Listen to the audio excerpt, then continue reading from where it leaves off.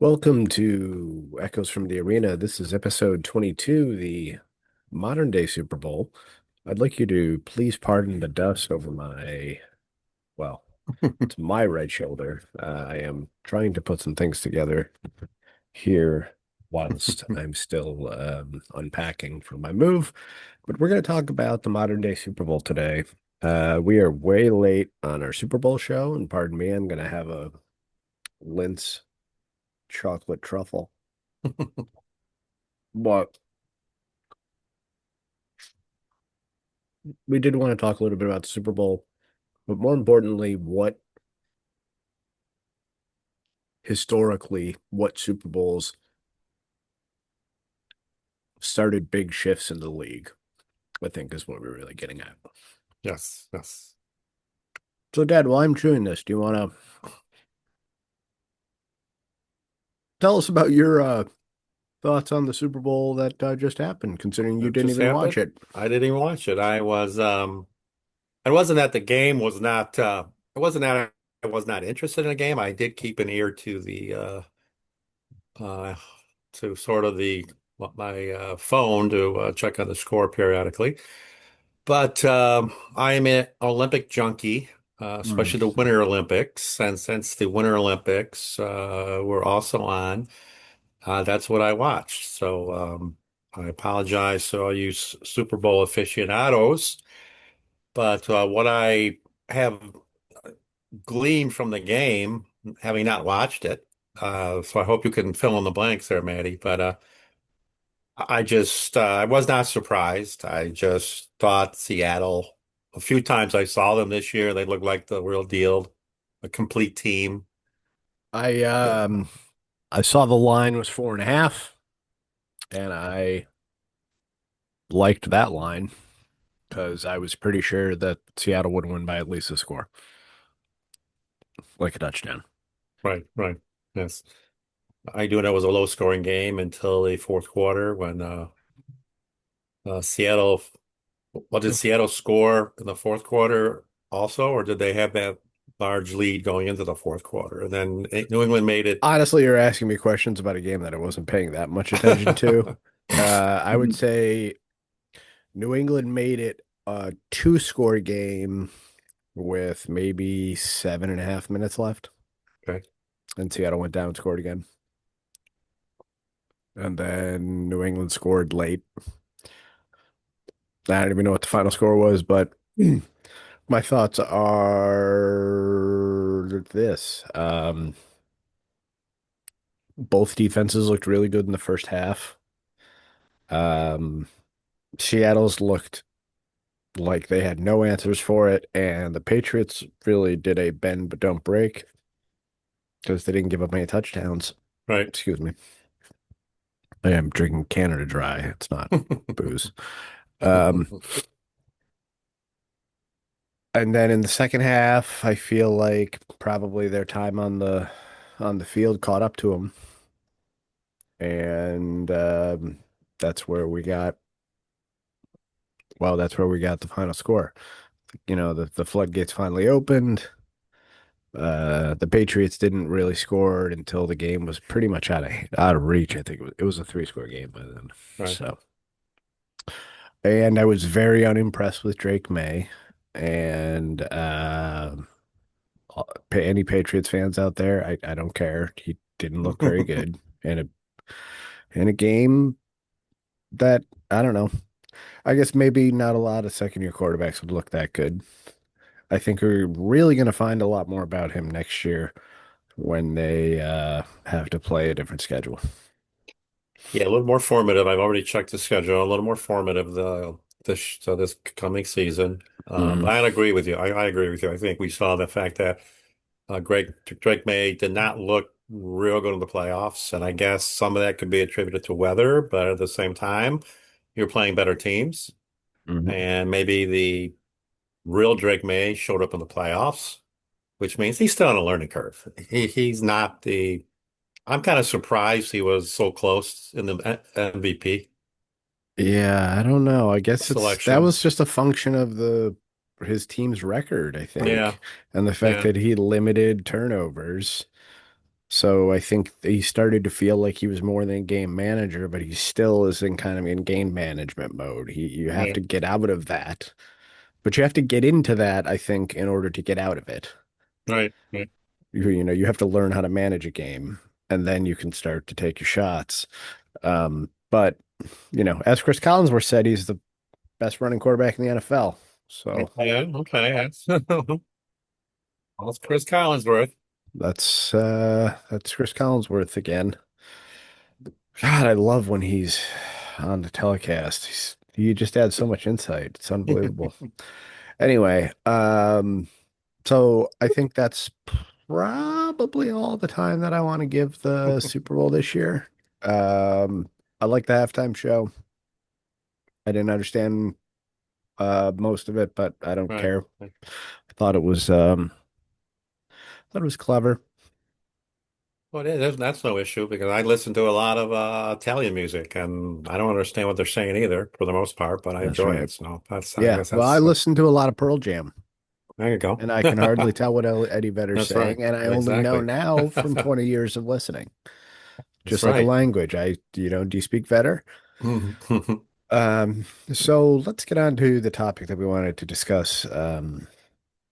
And I know, yes, we're in the middle of the Winter Olympics, but we did have a show lined up that I think we wanted to try to do last week, but just couldn't make it happen. So, kind of the games that took the Super Bowl up a notch. Dad and I both picked a game from when we were alive. So I didn't go back to Super Bowl seven or something. Right. Right. Granted, I probably wouldn't have remembered this game unless the Bills were in it because I would Right. have been five for mine. But um, and I wanted to steer away from Super Bowl 25 just because we talk a lot about the Bills and Yeah. we should talk. Yeah, We can we talk about want something else. to talk about something else. Yeah. So, Dad, the modern day Super Bowl was lifted, or at least the Super Bowl was lifted to new heights after your Super Bowl. And what Super Bowl is that? Yes, I'm going to give you a brief history of Super Bowl three. So Super Bowl three was played in 1969. It was a year before the merger would occur. Hmm. Agreements were already in place between the NFL and the AFL to merge in 1970. However, in the Super Bowl, well, here's the interesting thing, which I learned in doing my research. The original two games were not called Super Bowl. They were Really? called the World Championship. Or actually, they were called the NFL AFL World Championship.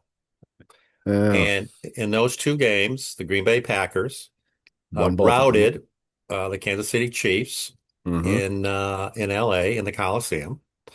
And the next year, they routed the Oakland Raiders in, I believe it was in that game was played in Miami in the Orange Bowl. So going into Super Bowl three, even though the Jets had a remarkable year that year, um, the line you would be interested in this, Matt, that the betting line, the You say that like Colts. I'm a degenerate gambler. I am not a Well, I know degenerate you follow gambler. you follow the spreads and what And have you, I and think it the tells a lot about what's going to happen in the well, it game. does, and the prior to the kickoff, the uh, Colts were favored by 18 points. That's Uh, ridiculous. they had pretty much well, they were obviously the best team in the NFL. I They don't had know. a yeah, Just for reference for people, I don't know if this is actually true, but I would be hard pressed to think that there has been a playoff game in the modern NFL from the start of the modern day Super Bowl, which, as you right, stated, was named something else for its first 2 years.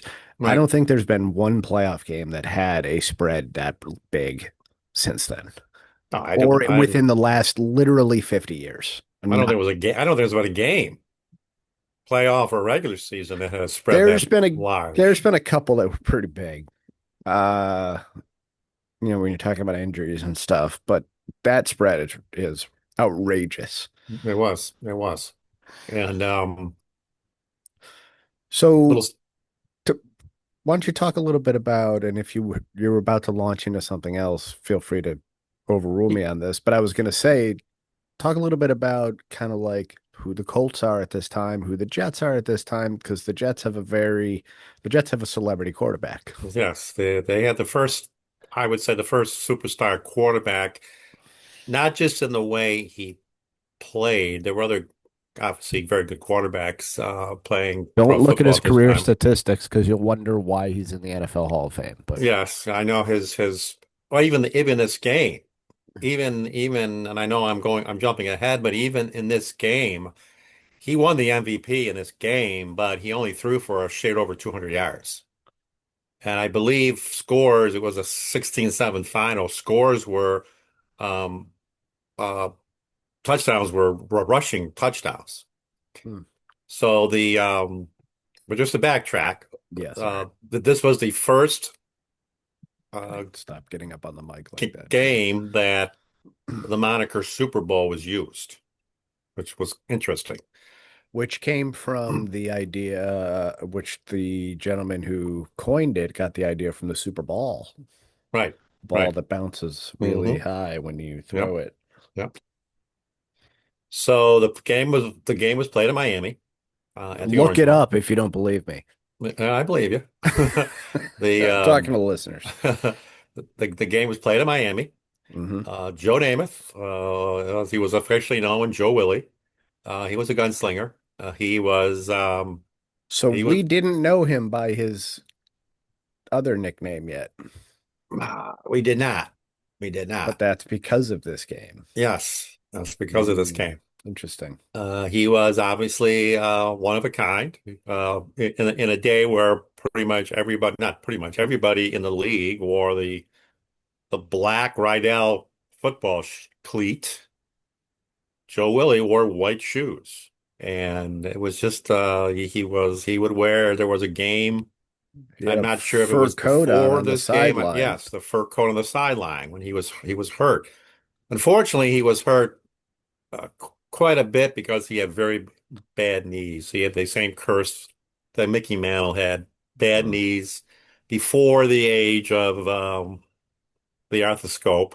So they would mm. have to go in and do major knee surgery, which would put him out for the season. So he was struggling. His knees were wrapped every game, and he just had a hard time maneuvering, but he could throw the ball. So getting back to the game, I think you asked a question about the Colts. The Colts were dominant. They were a dominant team. The NFL was that stoic run first, um, hard hitting, middle linebacker driven defenses. Had really stout front fours. So kind of a throwback type league. The Mm. AFL was more wide open, Passing. lots of throwing the ball, and they That's where there we was get the San Diego Superchargers exactly, coming out of the exactly. AFL. What were they were the what was their nickname? I don't remember their nickname, but it's They- funny you mentioned them because I was thinking about this very team last night because getting prepared for this show, the Chargers were coached by Sid Gilman. Sid Gilman was way ahead of the curve regarding offenses.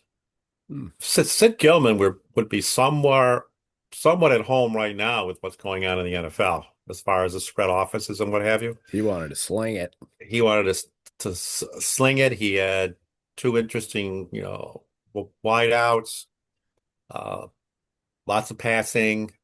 So the AFL was more of it was the little brother, had a little brother mentality. Hmm. But they like to sling the ball. The NFL was more of that, like I said, stoic, run dominated offenses. So going into the game, the Colts had a very good year. Hmm. Johnny Yu went down. Their starting quarterback at the beginning of the year went down early with an injury. Their backup, Earl Morrall, who He was a had a very haircut that you could set your yes, watch to. yes. He uh, he took over and made him miss a beat, and got to the Super Bowl, or yeah, the Super Bowl. Jets ran the table.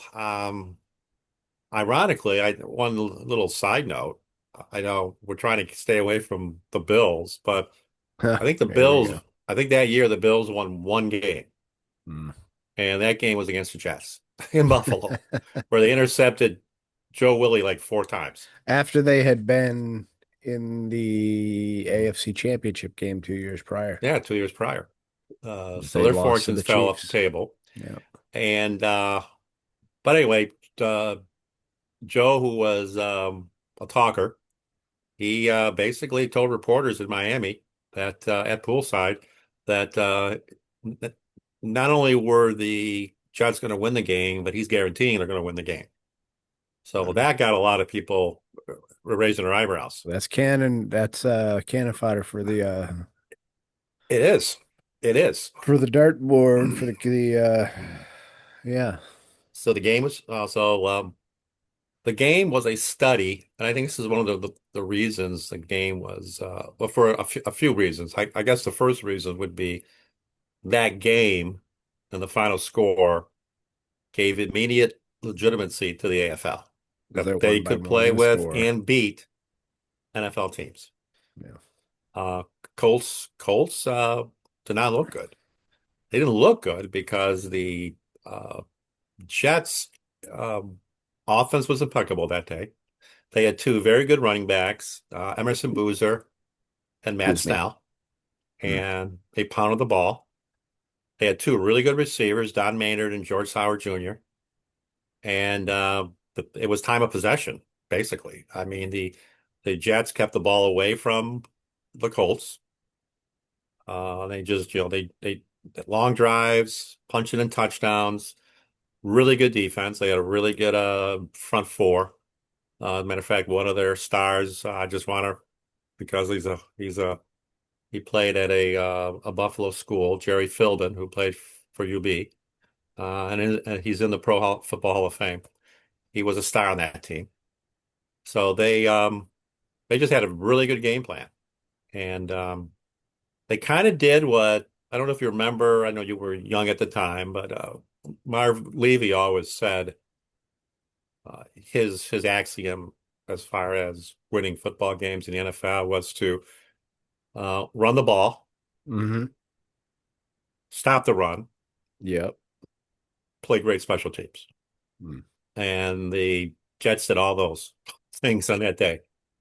It was an upset. It was a major upset. Nobody saw it coming. I remember your Earl grandfather, Morrall threw 3 interceptions in that game. Earl Morrall looked very unsteady in that game. Uh-huh. And Johnny, you actually they brought Came United in some and he late. led them to their only scoring drive. I'm reading it right Yes. now. And I was gonna say your grandfather was actually in New York that day for a conference. And the next day he came home. He brought me back to the Daily News and the New York Times, and obviously the cover was Jets, Jets, Jets. So Jets, Jets, Jets, Jets. So there you go. So it gave the league, it gave the AFL legitimacy. Hmm. Was also a major upset with a celebrity quarterback, and it was the classic David and Goliath story. So everything kind of fell into place. And then the following year, they continued where um, the Chiefs won the Super Bowl over the Vikings. I was thinking maybe David was more like Goliath, and they realized and that this is the game that proved it. Hmm. I saw, what else am I seeing here? The fun game to Um, watch. Remember watching it. It was in high school. was that the Orange Bowl? Hmm.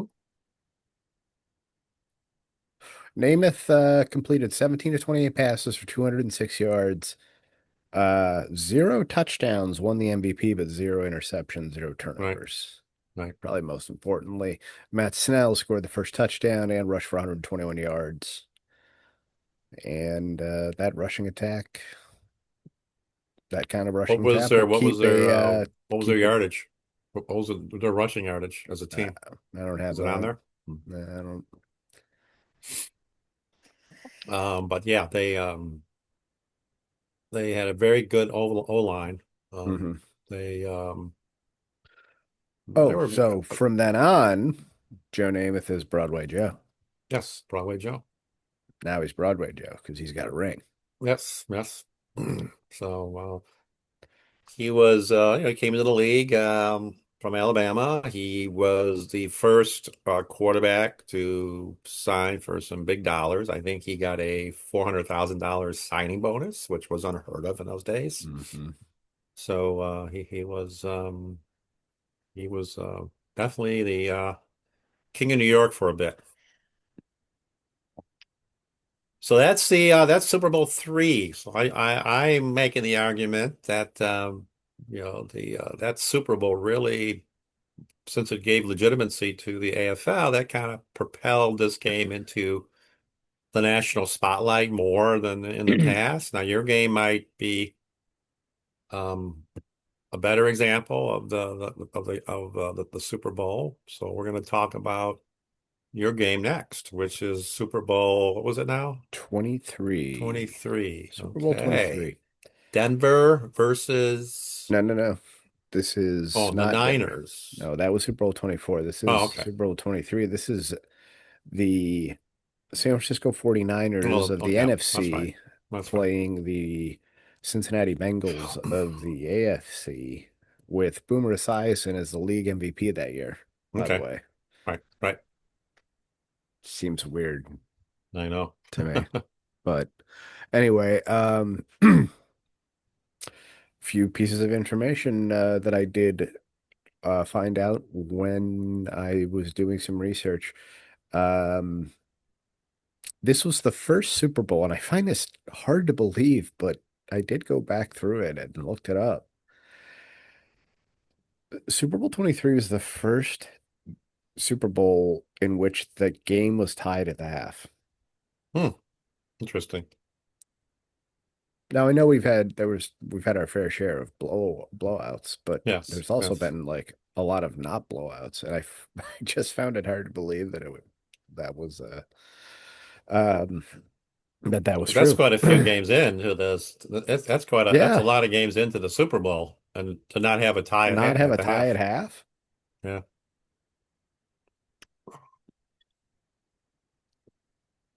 So the game is known for its iconic The Drive, right? Yep. Which you would remember better than I would, considering I was 5 years old. Right. You would have Right. been what? This is 88. You're what are you, 35? Would have been 35. Yeah, would have been 35. Yes. Yeah, so Remember the game. We watched down that. 16 to 13 with 3:10 left. Montana leads a 92-yard march from his own 8-yard line, finishing with a touchdown pass to John Taylor with 34 seconds remaining.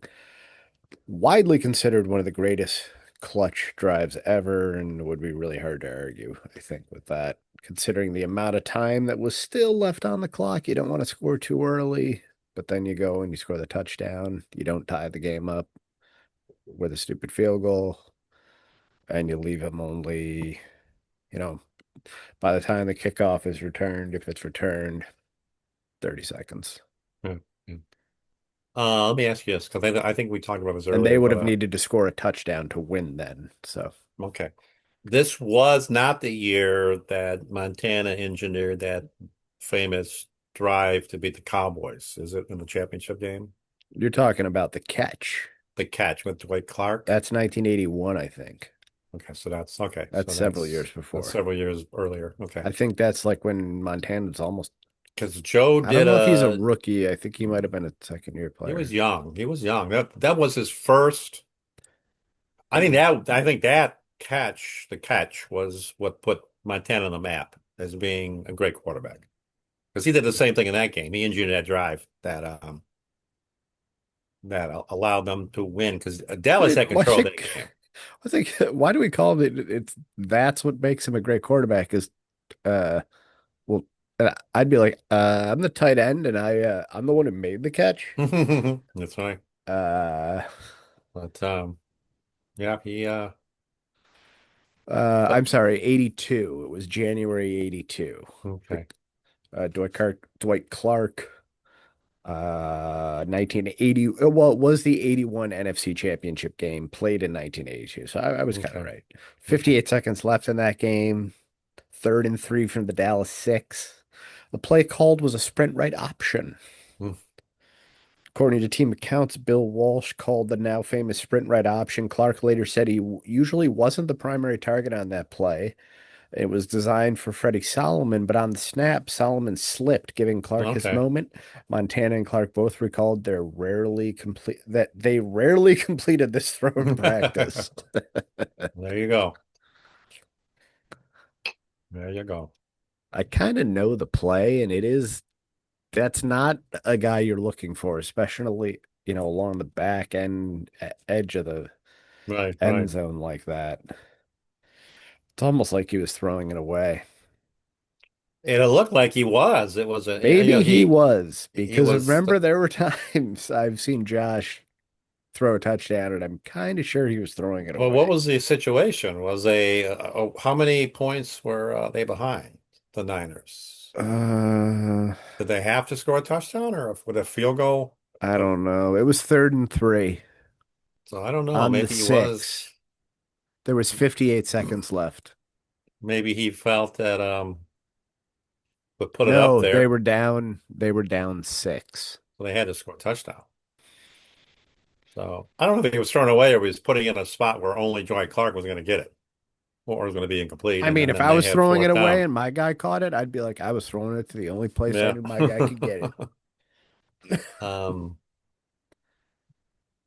sounds like a play that we ran in Georgia. That we had a waggle play that we had the same. The quarterback had an option to keep it, or he Hmm. could throw to the tight end running a drag route. Hmm. It wouldn't have been run in that part of the field, but we had this guy running a we had the backside receiver running a post, and that post was always No, open. see, I was gonna say, I think Clark was running a modification of that post. He's running Yeah, I it think he was just, running a he's yeah, running it way more shallow yeah. He across the cut it. field because there's usually somebody running a drag underneath that, Mm-hmm. or somebody in the flat after like a play action. Right. Let's get back to Super Bowl 23 for a moment before we Okay. go off on another jag. Um, the Bengals only touchdown. They come in with the uh, reigning league MVP, and their only touchdown was on a kickoff return. Hmm. Yep. Stanford Jennings, Hmm. Don't remember him. 93 yards in the third quarter. It was a defensive struggle. Um, and also a couple things. Miami hosted the game for the first time in a decade, Okay. which I Okay. find kind of outrageous now, Yeah. considering they seem Yeah. to have it every, Right. well within a decade now. Right. Exactly. Um, it was the first Miami Super Bowl not held at the Orange Bowl. It was held at Joe Robbie. Okay. Major injuries shaped the early part of the game. I think I know both of these guys. 49ers offensive tackle Steve Wallace broke his ankle. Okay. Remember him. I And remember you him. Yeah. probably would remember this play. Tim Crumry suffered a severe leg Yes. fracture. Yes. I remember that. Yeah, Remember I that. don't want to know anything about it. He had a hard time coming back. Yes. Yeah. Remember that game? Yes. That was. And I just find it so hard to believe that the Niners or that the Bengals were the top scoring offense in the league that year, and they didn't Right. even score an offensive touchdown, and they still were in a position to win the game. Yeah. Yeah. Uh, the game was Bill Walsh's last game as San Francisco's head coach. He went out with his third Super Bowl title. And then who was the coach that fouled him? Frank Seifert. Well, Seifert. That's right. I Um, mean, I don't know.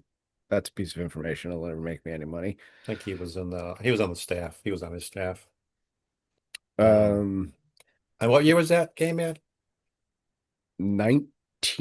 19, well, it was the 88th season, so it was in 89. That wouldn't have been the year that the Well, what I didn't talk about was that Jerry Rice was the MVP and just shredded the Bengals in that game for 215 yards receiving wow. and a touchdown. Was that the season the Bengals eliminated the Bills in the early rounds of the playoffs, or was that the year before? 88. Yeah, trying to think of the year they won the AFC East. Was it 88 or 87? We won in 88, didn't win in 89.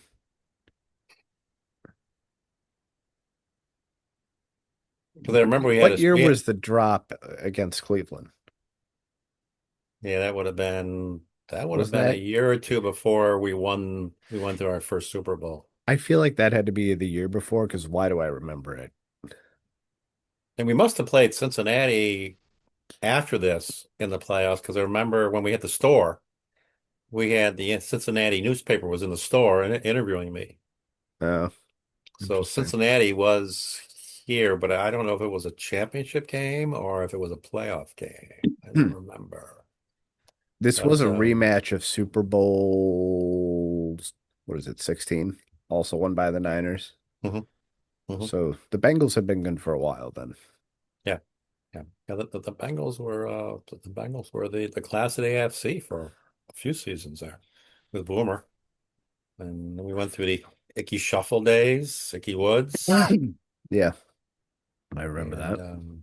but they were never able to win the big one. We all know about that. Yep, we know all about that. And that's why we're not talking about Super Bowl 25 as being a transcendent Super Bowl, even though I It was a think it great game, but probably yeah, was. It probably was. I just thought I think both our picks are good are good games games that again propelled the game into the icon status that it has. Um, and like you said, there were some really good Super Bowls over the years, and there were some clunkers. Uh, the first two being not good games. And Yeah. then three being a good game, four again being a clunker. Kansas City just blew Minnesota out. I think Super Bowl five was a good one. It was against the Colts and the Cowboys, and Jim O'Brien of the Colts kicked the field goal as time was expiring to win that game. Hmm. And then after that, it gets little it gets I don't remember much about it after that. I would have to be reminded. And then there, obviously 25. Well, 25, 26, 27, 28. Remember. So the That's other the Super closest we Bowl got. that, although the game had already reached iconic status, was the game between the other great game was the game, and they compared Super Bowl three to this game I'm going to mention. The game, do you remember the game with Giants, Pats going into the game undefeated, Yep. and Watched it at Jeff's. Eli May having a big day. David Tyree making a David catch on Tyree, his yes, on his helmet. helmet, right there. And I don't Uh, even know if that would be a catch nowadays. Who knows what a well, catch is? it was because it would be because it didn't touch the ground, but Yeah. who knows? Is David Um, Tyree a Cuse guy? yeah. There you Um, I looked up the John Candy, Joe Montana thing. go. Yeah. Apparently, it is true. Yeah. The Niners were so this was to start the drive. Yeah. You're 92 yards away. You're on your own 8-yard line. It's 16-13. There's just over 3 minutes left to play. Offensive tackle Harris Barton was visibly nervous. Teammates said he was practically vibrating. Montana, known for his calm under pressure, noticed the anxiety spreading throughout the huddle. Right before calling the play, Montana casually pointed out towards the stands and said, "Hey, H, isn't that John Candy?" Barton looked up, saw the actor, and immediately relaxed, and the whole huddle loosened up. It was classic Joe using humor to remind everyone that they're still just playing a game. hmm That's a good story. He was cool under fire, let me tell you. Hmm. But he also had a great offense. That That was helps. the inception of the West Coast offense. There it was. and then he would ride off into the sunset. Yep. Yep. Not Joe Montana, that is. I'm Oh, talking Bill about Walsh. Bill Bill Walsh. Walsh. And then yeah, Montana had a good reign there, and then he leaves to go to Kansas City and Steve doesn't Young have comes much in. there. Steve And Young comes in, wins a Super yeah. Bowl in '95 against the Chargers, and Cool Joe Montana or Montana, however you want to say it. His best look at it is losing in the AFC Championship game to the Bills. hmm I believe a hmm game that I was at with Yep. your dad Yep. that didn't even feel like it was that close. Right. And Right. I don't know that the score was even that close. It was really a pretty good ass All I kicking. remember from being there is Joe was on the run all day to stay away from Bruce Yeah. Smith. Yep. Bruce had his number, and he was just on him. He was relentless, and If you can't protect a quarterback, there's not a whole lot of no, things you're gonna be able to no, that's true. do. That's true. And he was not gonna be mobile enough to get away from Not by that time. nobody back then was mobile enough to get away from Bruce. Bruce was a monster. He Be was a interested to stairmaster see monster. be interested to see how he would fare against some of today's quarterbacks. It Big, would be a little more bigger, more challenging. athletic. Yeah, It's it got to would be a be little more harder. challenging.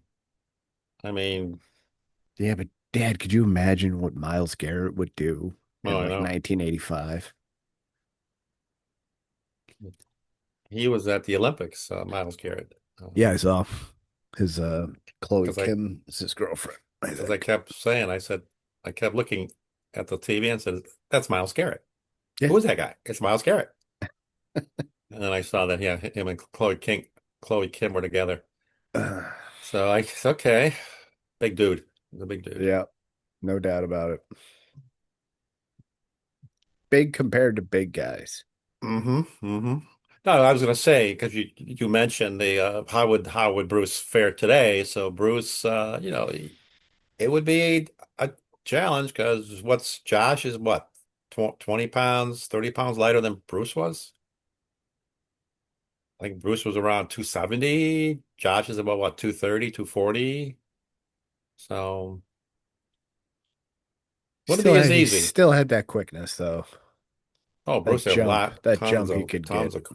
tons of quickness because of the massive quads he had. And I think him just wearing nothing on his arms, giving nothing that you could grab hmm onto. hmm Plus, he would line up So out outside, wide. Yeah. uh, and he would take away the angle of the tackle, and the tackle just was not able They'd to have get to make out that there. first chop step and then they have to hmm get another step out before and then now you're in space.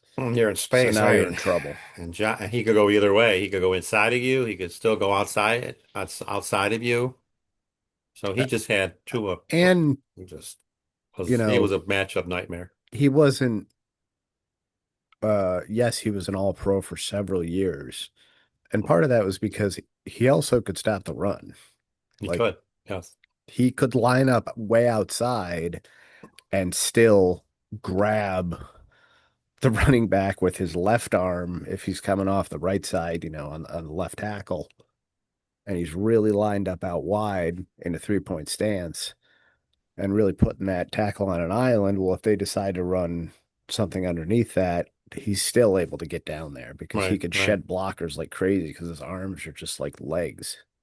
I mean, for the most part, he lined up outside and obvious passing downs, but like you said, he could do No it all, one's really. blowing him off the ball. He's not getting blown off the ball. No, he's not going to get blown off the ball. The worst is going to get it's going to be it's going to be a Mexican standoff at the line of scrimmage, and it's just he's going to muck everything up. But And I'm thinking like, back when he played, when they got Ted Washington on that defense and he could just eat up. Well, you got to eat two blockers up because Ted, even by today's standards, would be quite large. yes, yes. I mean, realistically, how much do you think he weighed? Because there's no way that whatever they put Ted on Washington his, at least I would say 340 maybe. right? And they would never say it would never be like they would never list him as that. No. And he did his job because he was in a 3-4. You wanted to play you needed to You needed to eat you, blockers up. you needed to control two gaps, so you needed to eat blockers up. And sometimes you were double, triple teamed even. So he did his job, and But I'm thinking if he was 320, even back then, there's no way that he would be able to somehow consistently eat up three blockers. yeah, Like he yeah. had to be closer to 350. I remember the Like there's no way you 10-6. could block him. There's no way you could block him with one guy. No, I know. Well, no, Like the no center way. can't block him. No way. He's That just going to center get needed pushed help. back into the quarterback. They had a double team him or chip him. Well, they could have chipped and the guard could have chipped him going up to the next level, but he was a terror. He was hard to Yeah. handle. That's what you need in a 3-4. Not going to make the Hall of Fame either. It's a shame No, he because won't, here's the unfortunate. thing. I think it was something like, and I should look this up before I say it, but I'm not going to because it's not something. It's something I'd really have to. It's something I'm going to have to really look into. But I thought I had heard a statistic that for every season he played, it was like all but three seasons did that team not finish in the top 10 in run defense. Hmm. And he played a lot of years. Yeah, he did. Yeah, because when he left us, he was with the He, Pats, right, for a bit. yeah, he was still effective. So, yeah, I think he went on and played for someone else too. he was in the league for a while. So, you have anything else you want to touch on Well, regarding the really awesome Super Bowl that we think had? we covered. I'm glad we talked about those two Super Bowls that kind of give us a perspective on why the game is what it is. It's not only a football game, it's a cultural phenomenon. Um, but yeah, this year's Super Bowl was I didn't even watch. Did you watch any of the lead up to the game? I mean, because obviously it went all week. No, I actually, really never, I because really didn't, I well, really had no not certainly interest. not that day because I think Man City was playing Liverpool. Yeah, they were. Yeah. So I was not interested really. I hadn't even made the decision if I was going to watch the game yet. No, Uh, your aunt and I we were definitely going to boycott Super Bowl because of the uh the malarkey with the I know I'm gonna get Pats fans mad at me. But with the malarkey with the game against San Diego where Justin Herbert looked like he never took a snap before. yeah. CJ Stroud looking horrible in that game. And then, ironically, Bo Nix gets hurt in overtime, and you're playing a quarterback that didn't take a snap for over a year. So Yeah. In a driving snowstorm. in a driving snowstorm. So, you kind of think, okay, is this going to be a game?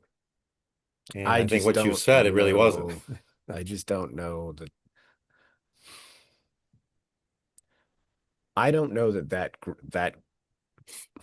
that group, although that this even this group of Patriots offensive players is probably going to get kind of blown up because I don't imagine Diggs is going to be there. But I was going to say, like, I don't think that group is making another Super Bowl. No, I don't think so. I think they're going to have a challenging schedule next year. I don't think they're going to make, they're not that, going to that win the isn't to division. say that May won't make another Super Bowl, but I think that iteration of the Patriots, as you get good, you also have to start paying people, which makes it Well, harder to stay we're good. finding that out with the Bills. Bills, right. Got to make Uh, decisions. I want to jump back to Ted Washington just for a second before we sign hmm off. hmm Ted was actually over Wow. 375. Well, that's okay. That makes sense. He's a big man. So he was 6'5", over 375. Yeah, I was gonna say he wasn't He your wasn't short, prototypical nose tackle, and usually nose tackles are heavy, but they're not that tall. but they're not that heavy. He was just a mountain. He was just So bigger than heavy. You not know, only did guards he, and centers can't climb to linebackers if you're you're in the way. 375. Uh, And then your linebackers stay clean and are probably just eating up all the tackles. the funny part of it is, yes, he had a two gap responsibility, but he took up two gaps. So he could take on more. He could. He could. It's like you're not plugging gaps when you All he really had to do is just hold, basically go in there and muck it up. And that's really all he had to just do. hold the line of scrimmage. Because if he held the line of scrimmage, Because you now can't run your there. linebackers can run downhill on Yeah, runs. right. And So if you're that big and you just choose a side or you see something on tape because they were still watching tape back then. yeah, But you see something on tape and he sees something on tape and decides to collapse down on a side, he's just going to collapse the running lane as opposed to like stuffing it. The whole thing's just going to collapse. yeah, yeah. But it's a shame that the stuff that he did doesn't really have statistics that quantify it to actually prove that he's a Hall of Famer, but I think he is a Hall of Famer. Well, he definitely was the type of guy that he was a what was it? What am I trying to say? He was a he really hit his He- approach because of his size and his quickness. His approach just radically, impacted games. So hmm. I know there's no way to quantify it because there's no stats to speak of unless you want to use sacks or something. But But he's a not that nose high on tackle that. doesn't get a lot of sacks. He He only had gets his 28 sacks, I think, his Yeah, entire because career. his job is to just take on blockers. His job is to create chaos, Exactly. and So there's not a chaos quotient as far as I know. I think it's the same issue with, although I guess with Steve Tasker and his special teams play. I mean, Yeah. I guess you could use amount of tackles that he made, but there's not a lot of other determining factors, which is unfortunate because again, he impacted there's games. just the eyeball test, Yeah. which, with statistics and stuff, And if I we've remember created Marv's no room for that. And I feel like there still should be a little bit of room for that. Like right, those that saw him play, was he considerably better than his peers at what he did? right. Yeah. Yeah. I'm Okay, well, I guess we gonna get off my soapbox and obviously hopefully clean up. the listeners can debate about who they think their Super Bowl was, the one that they felt impacted the game or the game as in the big picture of the game. Hmm. And so we'll see. But um Until then, we'll our be watching the Winter Olympics. yeah, we'll watch the Winter Olympics. We've got the US women playing Sweden tomorrow. Hmm. US men won today. Are They beat off tomorrow. Germany. Yep. And they're off, and they're going to play the winner, I believe, of Sweden, Latvia. Mm.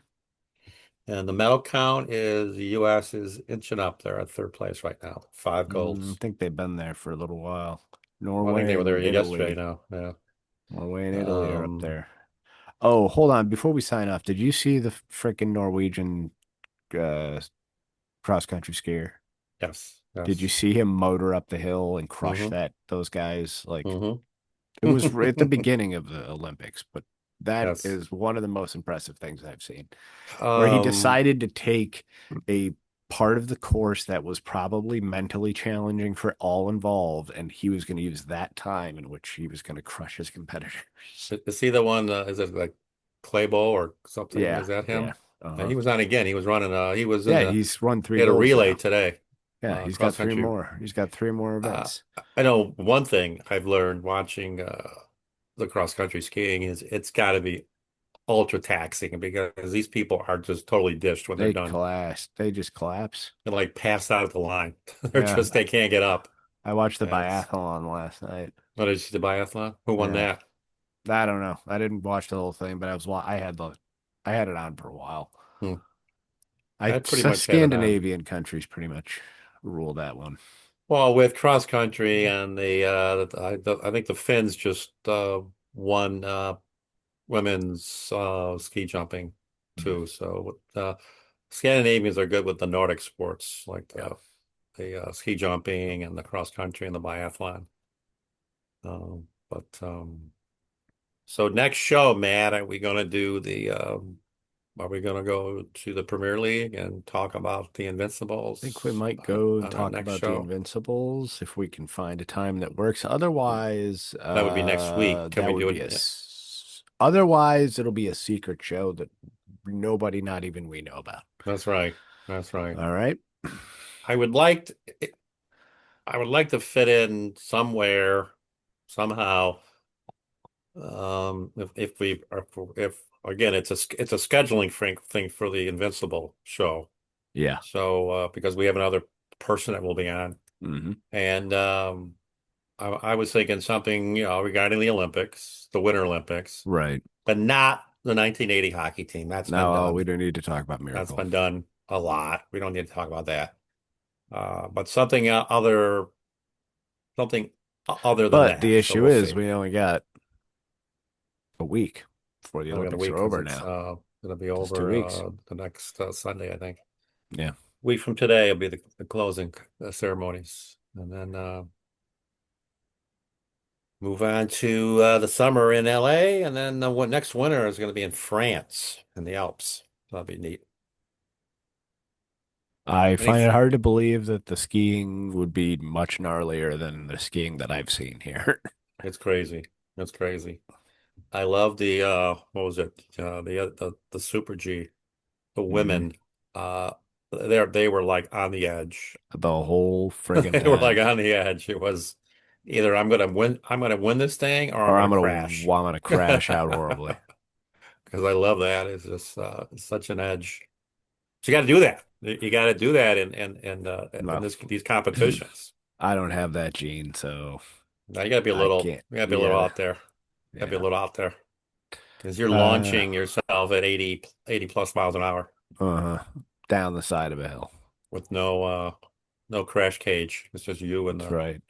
No, the you do have mountain. a crash cage. It's called your ribs. Yeah, well, that's true. All right. So for Greg, this is Matt. We're signing off. And as far as the next episode of Echoes from the Arena, stay tuned because we Stay may do tuned. one shortly, or it may be 2 weeks, but we'll see. We're going to try to sneak one in on the Olympics. So, signing off. Have a good night.